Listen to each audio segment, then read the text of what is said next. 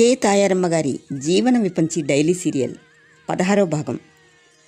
క్షణకాలం కృష్ణశాస్త్రి ముఖంలోకి చూసి, పర్వాలేదు, మంచి కుర్రవాడే అని, పైగా నన్ను పెద్ద పూలని చూసినట్టు చూసి జడుచుకునేవాడు అంటూ నవ్వారావిడ.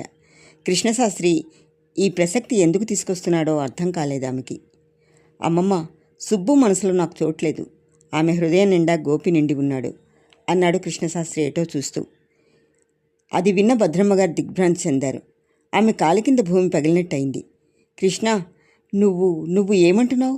తన చెవుల్ని తానే నమ్మలేనట్టు ప్రశ్నించారు. నిజం అమ్మా, సుబ్బు గోపిని ప్రేమించింది. అతను లేకపోతే జీవించలేదు. అందుచేత నువ్వు వాళ్ళిద్దరికీ పెళ్లి జరిపిస్తే బాగుంటుంది. ఇద్దరు ప్రేమికుల్ని ఏకం చేసిన పుణ్యం కూడా దక్కుతుంది. ఏమిటి కృష్ణ నువ్వు అంటున్నది?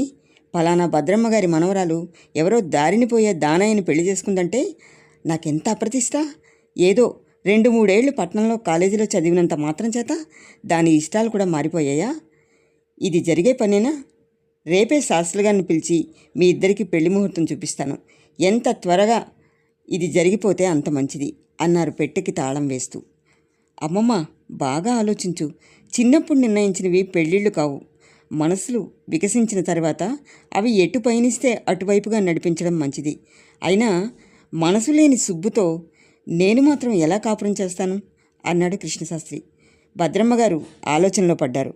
ఆవిడ అంతరంగంలో ప్రతిక్షణం జరిగిన సంఘటనలు సుళ్ళు తిరుగుతున్నాయి. ఈసారి సుబ్బు వచ్చిన దగ్గర నుంచి తనతో కూడా సరిగ్గా ఉండడం లేదు.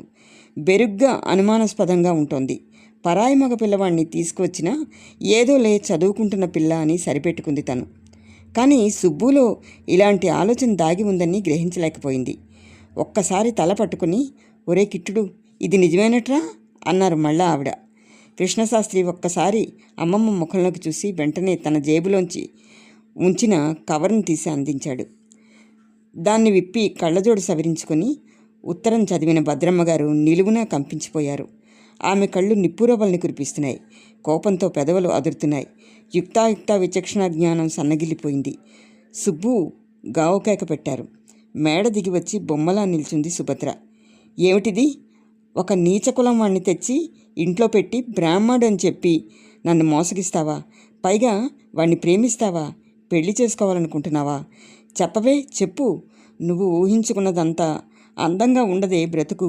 దేవాలయం లాంటి ఈ ఇంటిని, ఈ మనుషుల్ని అపవిత్రం చేశావు కదటే. పూనకం వచ్చిన దానిలా ఊగారు భద్రమ్మగారు. కృష్ణశాస్త్రి, దుర్గా చిత్రవుల్లా నిల్చుండిపోయారు. ఇలాంటి సమయం కోసం ఎదురు చూస్తున్న దానిలా ఉంది సుభద్ర వాలకం. నానమ్మ అంటున్న మాటల్ని భరిస్తూ నిశ్చలంగా నిల్చుంది. భద్రమ్మగారు మెల్లగా సుభద్రని సమీపించారు. సుబ్బు, ఇది నిజం కాదని చెప్పవే, ఇది ఒట్టి ఆలోచన అని ఒక్క మాట అనవే. ఆవిడ కన్నులు తడిశాయి. ఇది నిజం నానమ్మ, నేను గోపి ప్రేమించుకున్నాం. నీ అనుమతి తీసుకుని పెళ్లి చేసుకోవాలనుకుంటున్నాం. దృఢంగా వచ్చాయి సుభద్ర నోటి నుండి ఈ మాటలు. ఏమిటి, ఆ కులభ్రష్టుణ్ణి పెళ్లి చేసుకుంటావా? సుభద్ర చెంప చెళ్ళుమనిపించారు భద్రమ్మగారు. చెంప పట్టుకుని క్షణకాలం నిలబడింది. మీరందరూ ఏమన్నా నా నిర్ణయం మారదు అంటూ మేడ మీదకి పారిపోయింది సుభద్ర. భద్రమ్మగారిలో దుఃఖం పెళ్ళుబుకింది. తను అల్లారు ముద్దుగా పెంచి పెద్ద చేసిన సుబ్బు ఎంత ఎదిగిపోయింది. ఇంతవరకు తన మాటకి ఆ ఇంట్లో తిరుగులేదు. కానీ ఇటుపై ఏం జరుగుతుందో? ఏమిట్రా గొడవ? ఇందాకటి నుంచి వింటున్నాను అంటున్న నానమ్మగారి మాటలు ఆలోచనల నుండి తేలుకొని అటు నుండి కదిలిపోయారు భద్రమ్మగారు. నడుస్తున్నప్పుడు ఆవిడ మట్టెల చప్పుడు లయవిన్యాసంలా ఉంటుంది. దుర్గా కృష్ణశాస్త్రి ఒకరి మొహాలు ఒకరు చూసుకొని ఎవరి దారిని వారు వెళ్ళిపోయారు. మర్నాడు ఉదయం 8 గంటల ప్రాంతంలో నిద్రలేచాడు కృష్ణశాస్త్రి. అతని మనస్సంతా అల్లకల్లోలంగా ఉంది. సుబ్బు విషయమై ఇంకా ఇంట్లో ఏం గొడవ జరుగుతుందో అని భయపడుతున్నాడు. లేచావా కృష్ణశాస్త్రి అంటూ నవ్వుతూ పలకరించింది దుర్గా. అంటూ పెరట్లో బావి దగ్గరకు వెళ్ళిపోయాడు కృష్ణశాస్త్రి. అత్తయ్య ముఖంలో ఎప్పుడూ ఆ మాయని చిరునవ్వే తనని ముగ్ధుణ్ణి చేస్తుంది. సుబ్బు విషయంలో అత్తయ్యకి ఏ బాధ లేదా? జీవితాన్ని అందంగా మలుచుకోవలసిన తరుణంలో అంతరంగం ఆలోచనలకి అలవాలమయ్యింది. చేత్తో ఓసారి ముఖం రుద్దుకున్నాడు కృష్ణశాస్త్రి. ముఖం కడుక్కుని వచ్చేసరికల్లా దుర్గ కాఫీ అందించింది. కాఫీ కప్పు చేత్తో పట్టుకుని న్యూస్ పేపర్ చూస్తూ ఈజీ చైర్లో కూర్చున్నాడు కృష్ణశాస్త్రి. ఇంతలో చంకలో పంచాంగం పెట్టుకుని హైగ్రీవ శాస్త్రులు గారు వచ్చారు. పేపర్లోంచి ఓసారి తల పైకెత్తి చూశాడు కృష్ణశాస్త్రి. ఈయన ఎందుకు వచ్చినట్టు?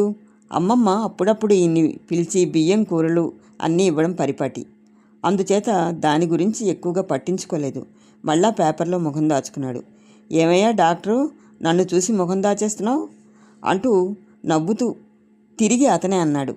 ఇంతకీ పప్పన్నం ఎప్పుడు పెట్టిస్తావు అని. కృష్ణశాస్త్రి నవ్వాడు. శాస్త్రిగారు ఇవాళే పప్పన్నం పెట్టిస్తాను. మా ఇంట్లో ఈ పూట భోజనం చేయండి. ఏమయ్యా అంత తొందరగా ఉందా అంటూ మరోసారి నవ్వాడు హయగ్రీవ శాస్త్రి. ఇదేమీ అర్థం కాని కృష్ణశాస్త్రి మౌనంగా ఊరుకున్నాడు. రండి శాస్త్రులు గారు అంటూ ఎదురు వచ్చారు భద్రమ్మగారు. నిన్న మీరు మా ఇంటికి కబురు చేశారట. నేను పట్నం వెళ్ళాను. తిరిగి వచ్చేసరికి రాత్రి 12 గంటలైంది.